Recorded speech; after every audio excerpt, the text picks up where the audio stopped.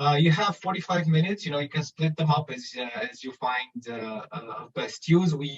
Let's keep maybe about 3 to 5 minutes at the end just for some general Q&A if they pop up. Thanks again. Screen is yours. Yeah, I have the pleasure. First of all, thank you for inviting me, and to be here with you is really special for me. And as you said, I split up with Tom because I want to lay the ground, so to say, or give the basics. Right after the break, maybe it's also okay to jump into the topic I'm really struggling with, because I'm working on a mobility change in Germany, which is very well known as the car-centric center of Europe, so to say. For me, this is maybe the hardest part of it, but it's a mission for me. I like to change it, and that's also why I wrote a book about it. Tobias also mentioned it, and I think we can jump right into the scene where we have the mobility pyramid, because okay, no introduction, Katja. because we just have 25 minutes. Yeah, okay, then we skip that. Okay, so we go into. You can do your introduction. Oh, go ahead. No problem. Now, I just wanted to show that, of course, there's a healthy way of lifestyle regarding mobility, but we are far away from it, especially in Germany, especially in Western Europe. We are acting very car-centric. What you see on the right side, it is the flooding of cars and campers after the Burning Man. Also in the desert, you need a car to go there, and it's a hippie festival, but everyone is coming with a car. And on the next slide, you see that this is really a problem regarding the European Union, but also especially in Germany, where we have the increasing CO2 carbonizing of the road trips. I just bring you the statistic where the emissions are coming from. And of course, it's the private cars. And it's really hard to tackle this because we have this very, very good lobbying industry here in Germany and in the EU. But if we want to take it for serious, what we just promised with the Paris Climate Agreement, we need to tackle the private car. And if you asked me like 10 years ago, what would be the hardest part to change, I never would choose domestic transport, because for me it was clear that we need less cars, lightweight cars and electric cars. But as you see on the right, the numbers are rising, and it is really a problem because we are just not tackling the private cars. We are just thinking about electromobility. We are thinking about what we heard before, maybe Hyperloop and flying taxis. I don't think that they are a solution. And on the next slide, you can see where they see on the left side is the path we should follow, the green path, but we are on the red path, and we are having the problem what is just on the right side, too many cars, too heavy cars. SUV are the second biggest cause of emission rise. So that is really a problem that we have so many nice engineering, but we don't use it for the better. Regarding climate goals, it's just getting worse. Also here I'm living in Hamburg, and you don't find a spot without cars, even if it's called a livable city. It's not feeling like this. And on the next slide, that is not the only problem we are facing, because if you just make an electric engine into a car, it is decarbonized in a kind of local way, but it's still killing the space of the cities and of the rural area. There's the microplastic. Car tires are the biggest source of it. And also there is the pain of being so loud. Even if you have an electric car and you have like 30 miles per hour, it will be loud because you have the rolling tires.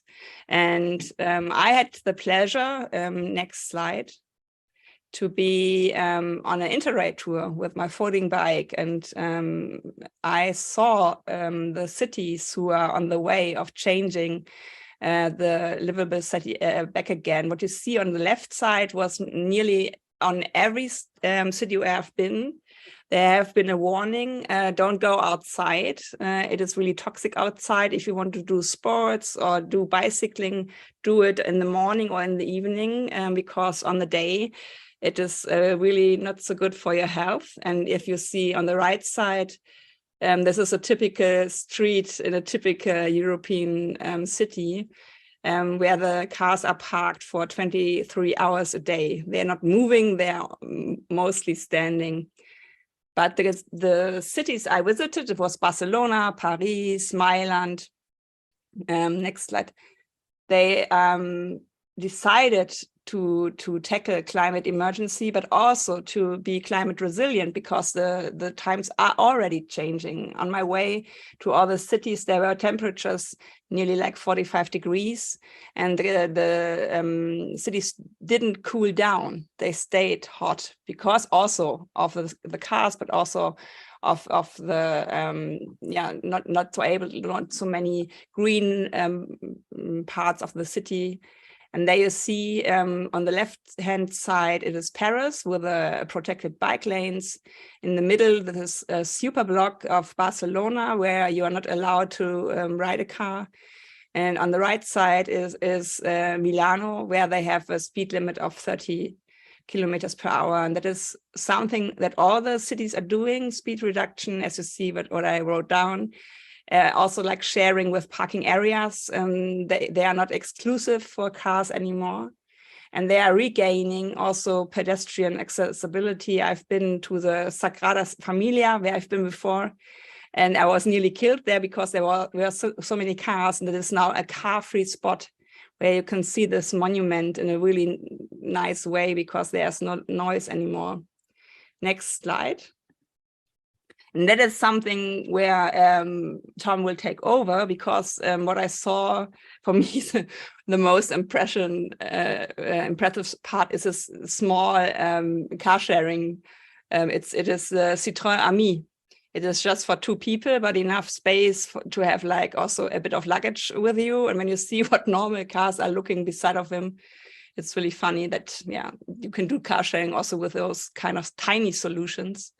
They've had lots like mobility hubs, what we heard before, that you have spots where you can find the way of seamless mobility, even if you don't have a private car.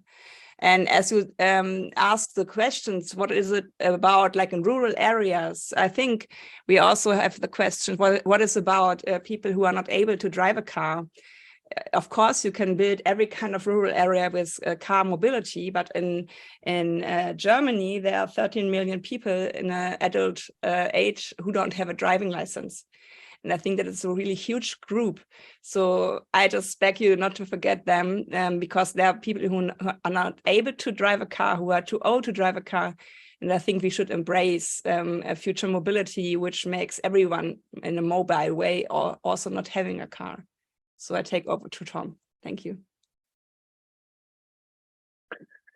Yeah, excellent, Katja. Thank you so much. I want to, before I dive into the story of Door to Door, the company that I co-founded some 10 years ago, I want to make a few remarks up front. First of all, I want to say thank you to Minea and Tobias and everyone who was involved in setting up this little lecture series. I love the initiative from the second I heard of it. And I'm really pleased to be part of it.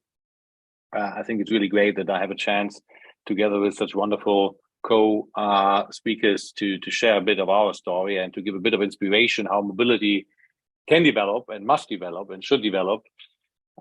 Secondly, I want to give a bit of context why Katja and me are doing this together. First of all, you need to understand that Katja is really a prominent figure in Germany. She has many fans. She also has people who are not so much fans, because she's really outspoken. She has been the #1 person who has engaged without any commercial interest in this mobility transformation. Like, she's really an influencer, an activist in the literal meaning.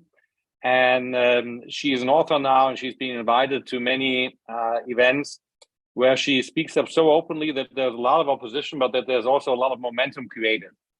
And since we are speaking to young people, to students here, I'd like you to take that as a source of inspiration, because there's no such thing as any impossible obstacle on the way to the mobility transformation. And I think the story of Katja, who has really paved the way over the years towards more sustainable mobility, is a great example and a great role model actually to follow. And I'm sure she's open to give you some more insight if you approach her directly on LinkedIn or on some other channels.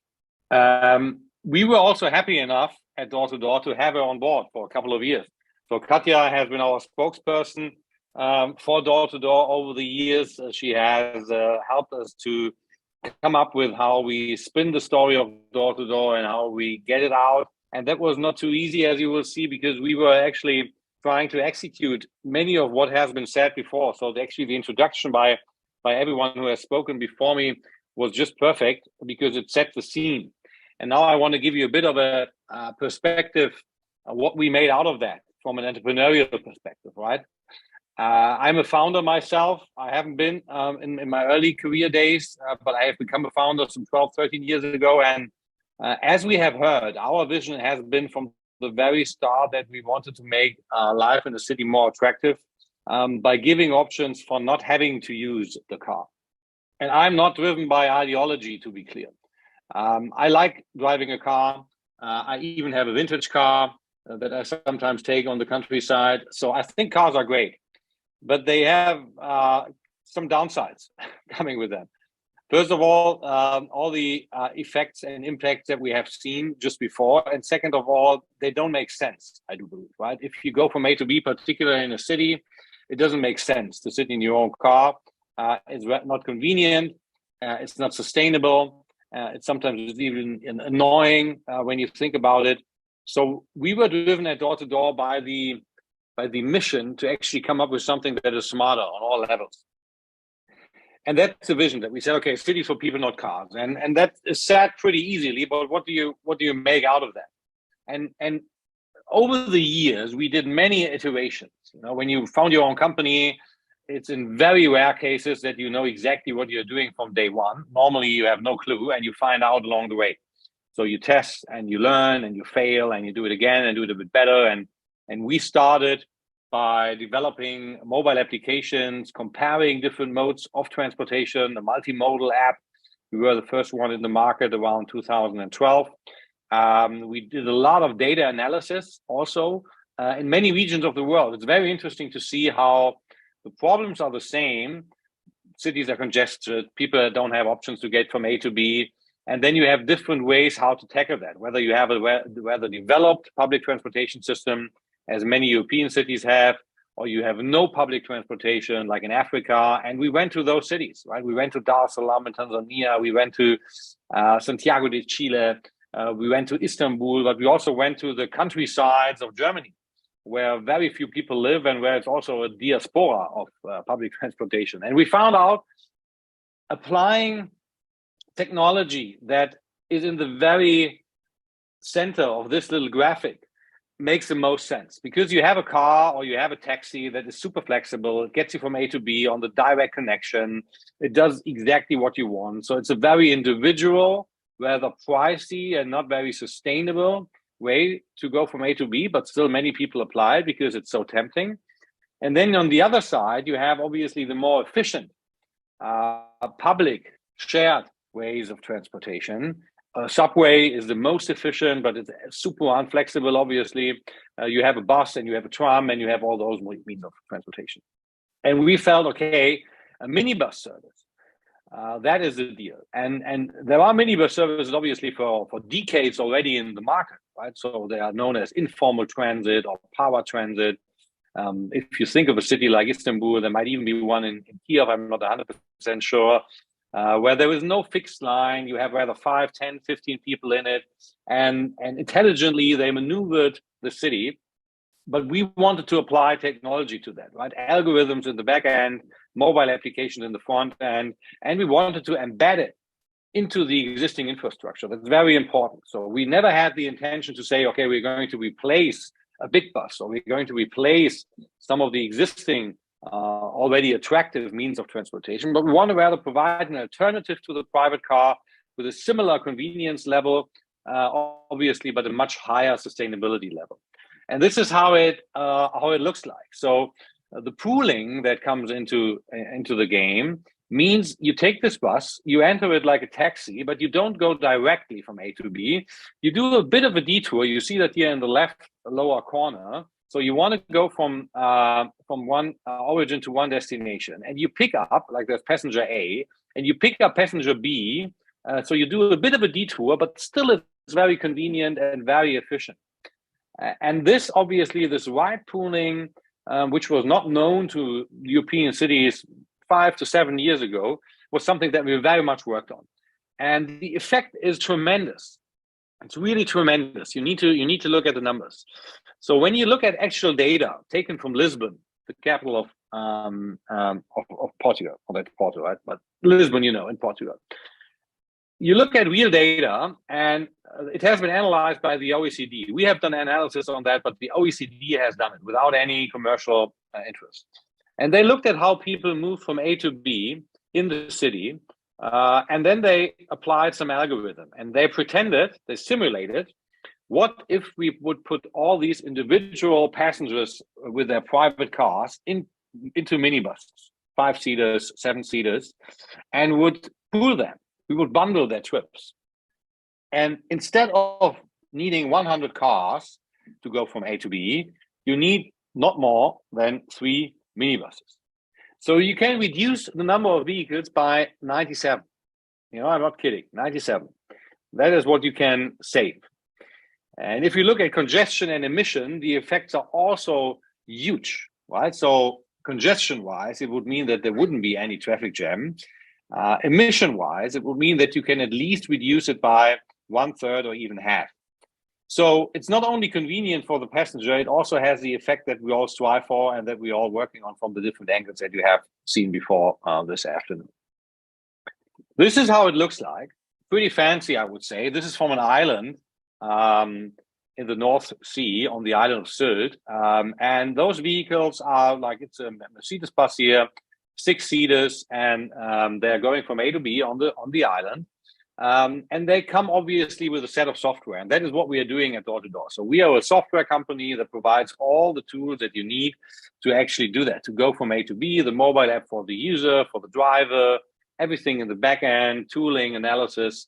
So this is something that we provide, and now it's important, to the city, to the public transport companies, right? We want to enable those who are already engaged in public transportation with a new tool, with a tool that allows them to add minibuses where it makes sense, left and right, first mile, last mile, to the existing fixed line services, or on the countryside where there is no such thing as public transportation.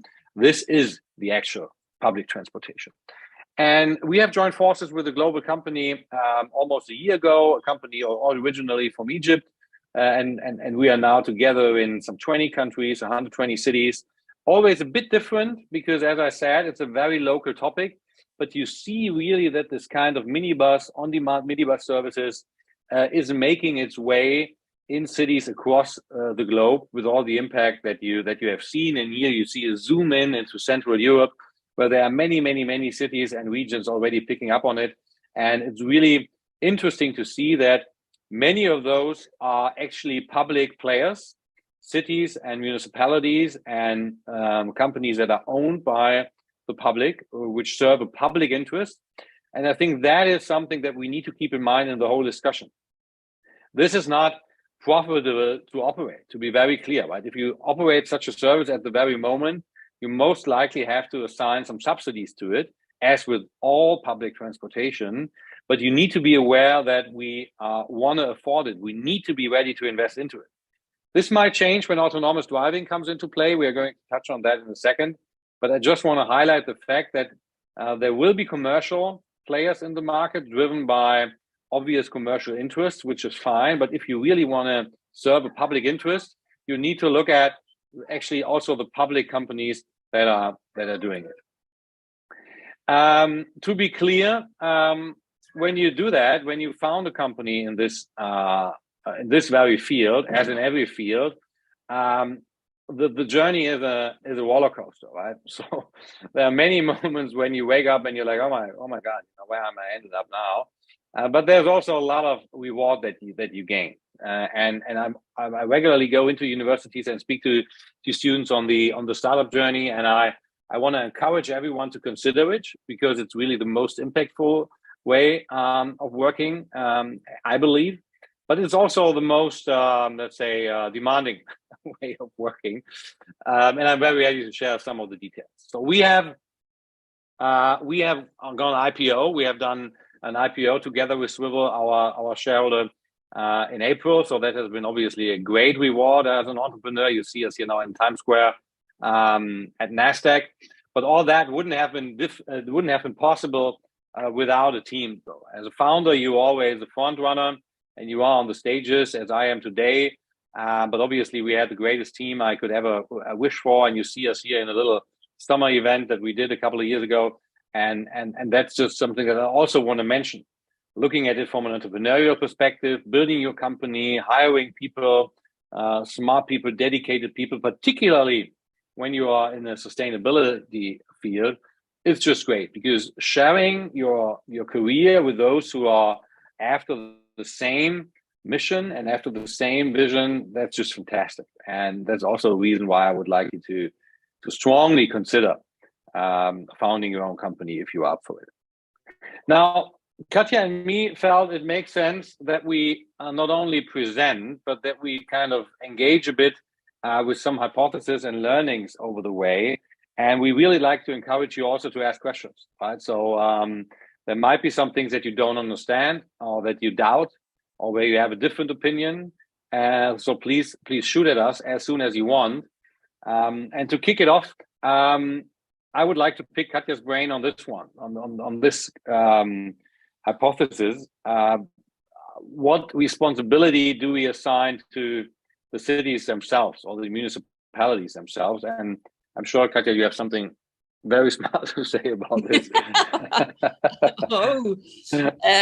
Yeah, but that was really something I was seeing at my Interrail tour, because I was at the podium, asked Mrs. Diehl, where can we put the most effort of decarbonization?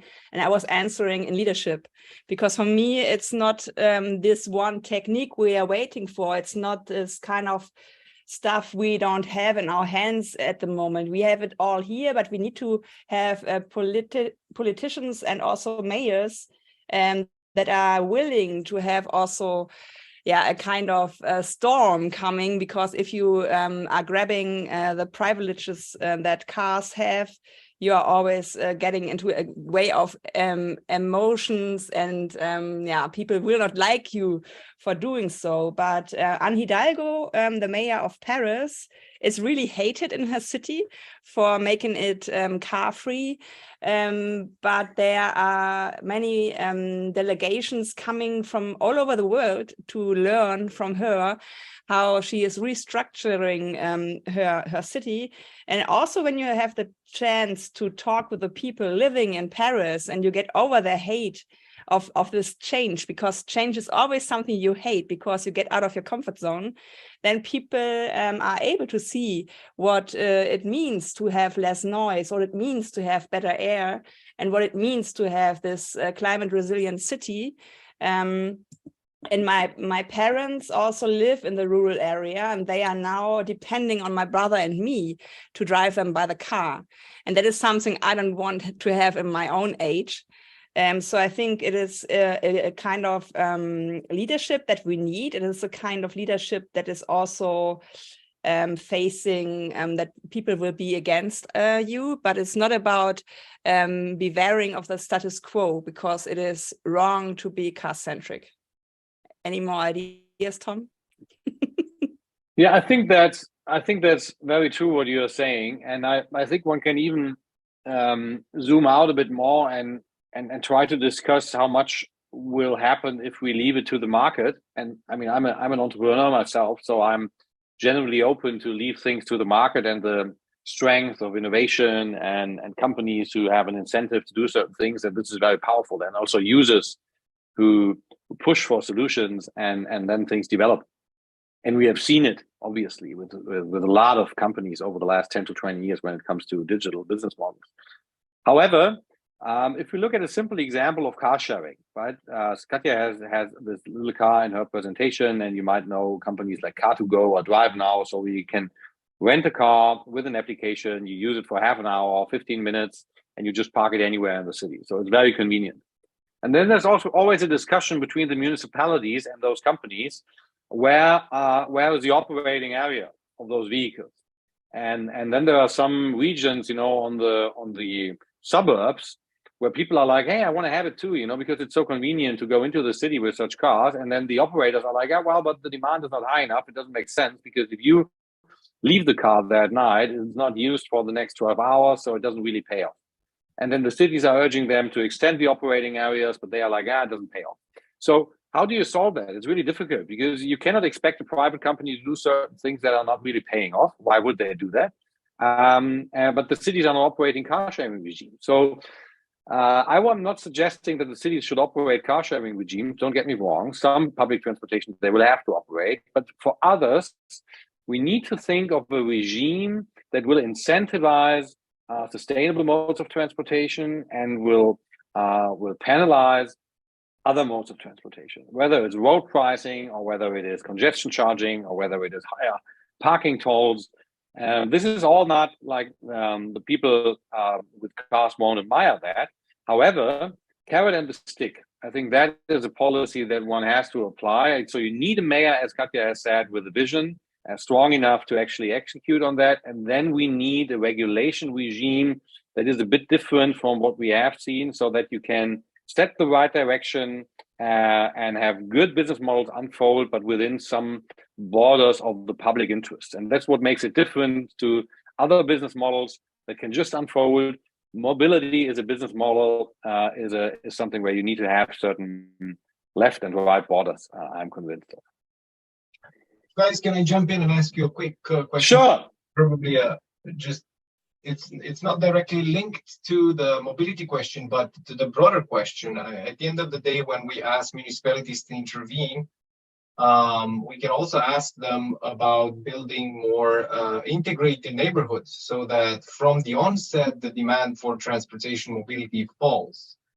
Now, this is fundamentally a structural question. Do we want to have things driven by the market? As you mentioned, I think there are deep failures in the market, at least in this type of market. In order to innovate in this market, you need a lot of money and a lot of influence that needs to spread over decades, probably, for you to make impact and to drive profit. And almost nobody has such a long time frame. So at that point, again, it's back to municipalities or the state, as we, in a broader sense. So does it make sense to pose the question exclusively in terms of mobility, or maybe do we gain by asking the question on urban development generally, on how functions are distributed in space? I think that's a great question, and I think the obvious answer is yes. It would be the ideal setup if there would be less need for actually people going from A to B, or even goods going from A to B. So I think that also probably Tobias has something to say about this. I fear a bit that if we look at the time window, that kind of, unless you build something new, where you should take all that into account, Apple is an exception, obviously, that should be the case, that you have less need for mobility. Other than that, socially, I do believe that people will go from A to B, because it's just social behavior that you go somewhere to work or go somewhere to meet people. And I would also be ready to support that and say, let's give that freedom, or leave that freedom with the people, but make it more sustainable and smarter how they can achieve that goal. But Tobias, Katja, what do you think? Yeah, I think I am on the advisory board, so to say, of the Austrian climate ministry, which is also a lady tackling traffic regulations.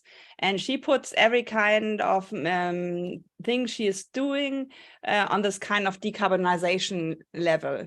She's really checking if she needs to build a tunnel, if she needs to build an autobahn, or if it's better to do something else.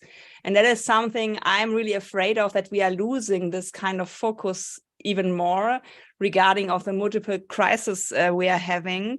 And I think also this kind of market narrative is a bit of a toxic one, because if the car would be on a real free market, we wouldn't have so much cars, because they would be too expensive for us. We have the externalization of the costs regarding environment and also traffic death. So I think it's really a bold question, because we have a window of 2 more years, I think, to fix the transport sector also regarding decarbonization. But we are in Germany also having a really lack of a good railway system, of a good backbone. So not anyone in the rural area can jump into a train. And for me, I think we should do anything that is coming upon regarding shared mobility, also have products which will hit also the needs of mobility. But we have to stop also regarding us in Germany, the kind of hypermobility, the kind of hectic, the kind of stress we have, because mobility is also something like a lifestyle sometimes. And yeah, these are the thoughts that are coming in my mind, but maybe Tobias, you want to add something more? Yes, 2 observations. I was in Romania, in Bucharest and surrounding areas this summer with a family. And the city of Bucharest, like all European metropolis, is flooded by traffic. However, on Saturday and Sunday, they shut down the Calea Victoria, which is the main road. And really, they give back the city to the people. And you cannot imagine the life that is taking place outside on that public square where kids are, going with their bicycles, are learning. I mean, the whole restaurants, the pizzerias, it's crowded, honestly. It's like 14 Juillet in Paris. So the city is back to all the people, let's say independent from affordability. The restaurants are full. It's just a crazy great public life. This is a little bit, as you say, municipalities have to be the drivers. At the same time, what is devastating in Bucharest right now is that, of course, let's say those that have made money, the professional elite, like the SAP consultants working from Bucharest, serving European companies, they all built their new houses outside of Bucharest in areas, honestly, where you drive 30 kilometers through 2,000 square meter ground for one house, and so on and so forth. So all the efficiencies that could be leveraged will be lost. Actually, you are also like separating the population, because those that have money that move into their, let's say, luxury neighborhoods where every mother and every father will have to drive the kids to school for years, because you cannot serve that with the public infrastructure. And I think this is really a big step back on top. I mean, all the, let's say, rich people that can usually get their interest through will make sure that the good schools are outside of the city, So this is a big disadvantage. Therefore, I can only underline the importance at the municipalities that they have to prevent from this, because the amount of traffic that you generate is crazy. And the family, the Romanian family we visited, they were one of the very well-offs. So they ordered their lunch, the dinner, they invited us to fancy dinner, and they had it been brought from the restaurant by an Uber driver, because it was too far for them to drive. And honestly speaking, this is, tells about the difference in income, but from a logistical point of view, it's crazy, honestly speaking. So really, zoning is important, and municipalities, they are the drivers of change and the preventers from these kind of developments with huge negative externalities. I think it's also interesting to see there are so many infrastructure projects around the globe where some city decided to, I don't know, close this street or that street, or, make something nicer. And there was big objections and big opposition. And as soon as it was implemented, people just loved it, that there was a park then, and forgot about the status quo before. I think it's really a social pattern that if you ask someone, do you really want to do this? Most of the people go, no, let's either keep the status quo, because people have a hard time to imagine how nice it can be, as you just said, Tobias, right? If you ask people, do you want to block the street? People will go, no, I'd rather not. But then if they go there with their kids or have a pizza outside and there's no car traffic, they will love it. So I think you have to make hard calls. Otherwise, we won't get anywhere. Yeah. So we had a third question. The second one, I think we have discussed at length about the car and the role. I think the third one is also interesting because we had a couple of touch points already this afternoon on the autonomous vehicles. And I might start, Katja, before I'd like to hear your point, because I think it's really interesting to see how this has evolved also over the last 10 years. I think the most prominent example of a company who's really put their bet on autonomous driving was Uber. I'm sure you all know them, right? The ride-hailing company from the US, probably the largest mobility player that has seen the light of Earth over the last 10 years. And they struggled in making money until the very day, because ride-hailing, operating a taxi company, although they are just a platform, it's very expensive because the whole marketing is very expensive, the IT is very expensive, there was competition, and obviously you also have a driver in the vehicle, which is expensive. But their business case was always the bet on, that's all true for today, but at some point the driver won't be in the vehicle any longer because we are going to have autonomous vehicles, and then the whole business model flips. And it will be super profitable, and it will be totally efficient, and then it will be a game changer. And I also believe in around 2015 or so that autonomous driving would be more of a reality 5 years later. So that is 2 years ago. And as much as we see very sophisticated assisted driving technology, obviously we are far away from having a city or region at full scale. So probably it's another 5 to 10 years. I do believe, though, that there will be gains of efficiency coming with autonomous driving, in safety, first of all, but also then in terms of efficiency. But I'm really curious to hear what others have to say.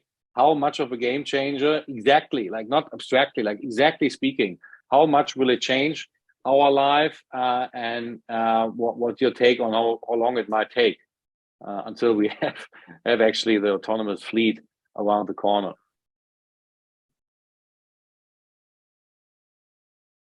Who wants to start? For me, it's always a bit of a question mark, because Tobias pointed it out. I'm always also looking for secure ways. So my example is that when I come from the Reeperbahn, which is a really crowded party area in Hamburg, and I order autonomous driving with 16 seats or so, I would be lucky at 4 a.m. if there will be a nice person who is taking care of me, so to say, if I maybe be beyond drunken people in this car. So I think there can be in between. We here in Hamburg have a really nice project, which is making car sharing with autonomous driving, but not 100% autonomous. And they are still on the road because they have like 80%. And when the car is going into a troubled area, some driver who is sitting in a driver's seat will taking control over the car. So that can be also a solution, I think. And sometimes I'm really astonished that when I'm on panels and talking about autonomous driving, that people are still thinking of private owned cars. So I think we need more, to point out that the future is not built by ownership, it's by sharing. And I think it is really also for rural areas a really good approach, because they are not so crowded and they are having this lack of mobility regarding public transport.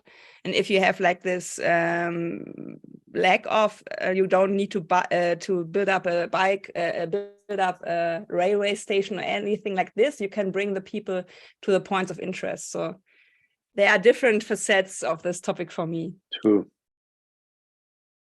Maybe a short comment, but I'm not an expert in autonomous driving. I am an expert in too much automated factories, and you can also over-automate. As you said, Tom, the going back 10 years, everybody would have thought in 5 years there's autonomous driving, but it seems not to be that simple. And I could, for instance, imagine, of course, let's say in Europe, we have a lack of labor, but there are other countries like, see, Africa, where you have abundance of young people, or India looking for jobs. And I mean, being a good driver can be also decent living under some circumstances. So I would love to sit into my car and it drives autonomously, because driving to some extent is a loss of time. But again, that would then also, if driving would become cheaper, you would use it more. So, you know, I have no answer apart from I would love to have a car that drives on itself, but then nothing would be different other than Tobias is driving, well, the same car, but the car is driving autonomously. That was the picture I think that Bernhard was showing. Yeah, exactly.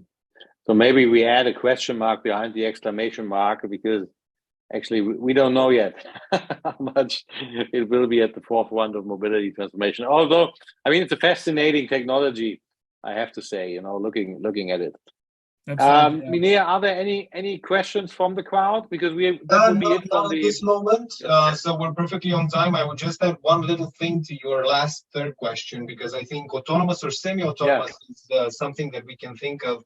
And I'll just want to give you an interesting trend that may be brought up by the new, let's say, the availability of 5G technology. You know, this enables much faster and much larger volumes of data transmission. And you've probably heard about this possibility of remote surgery. And this is a pretty particular type of intervention where you can leverage exceptional labor at much lower costs, as mentioned, from Asia. So I would only presume that if this model is set up, you know, with the proper checks and balances, it might not be absurd to assume that we might actually get an Indian driver from India, or a Thai driver from Thailand doing driving, or at least intervening in some particular areas. But of course, you know, there's many questions. Does he or she need to get a driver's license in Germany? And so there's many things that could hinder this, but there's huge potential to this in a sense. And you are right. I mean, that's a good example, because I think that is at least an interim step for autonomous vehicles too, and it's already happening, right? So you have, when you look at these autonomous minibuses, at the moment, most of them still go from A to B with someone inside the vehicle who not only has to prevent an accident from happening, but rather has to restart the vehicle when there's something happening and the vehicle doesn't really know what to do. So it has to be kind of restarted and set in motion again. But the next step would be that you have one guy sitting in a dispatch office looking at 5 or 10 vehicles, and when something happens, they look via obviously all the sensors and the cameras and can take care of more than one vehicle. And by that, you could step by step, obviously, evolve. And I think this is already happening also when you look at some of the big factory sites or other campus sites where you have a bit of a protected traffic environment. So I think this development will definitely happen. Whether it will end up in the 100% autonomous, let's stay tuned to figure that out. Can I make one last comment as concerns automation and even more? Because you actually, I think it was Bernhard, no, it was you, Tom, who showed in his presentation a picture. Well, it's not good visible from the that is the, what was it, Citroën Ami. That is this very small car. I think it was Katja. Yeah, Katja, it was you. I made a picture of that when I was in Paris in 2019. And the funny thing about this car, sorry you can't read it, is that you could buy it, you pay 3,400 euros flat, and then you rent it for the 19 euros a month. And as it is limited to 45 kilometers an hour, even kids like 16-year-olds can drive it. And the car is, I went to the dealer because I found it so cool, and the offer, I thought it was a cheat. The car is actually symmetric. So the front is from the same mold and the press as is the back. And actually this is less automation, and this is really very thriftful. And actually it is pretty innovative. And with like 45 kilometers, it's limited to cities. And Katja, we said it weighs 471 kilos. And not a new Mercedes EQS weighs, I think, 2,450. So, I mean, that's, you know, sometimes a step back is a step ahead. And I think this car is really a step for a certain market a step ahead. Of course, it's not a bus, but it's actually less, but it's more to some extent. All right, many thanks. So we're 1 minute past 45, which is actually pretty good. Thank you all again.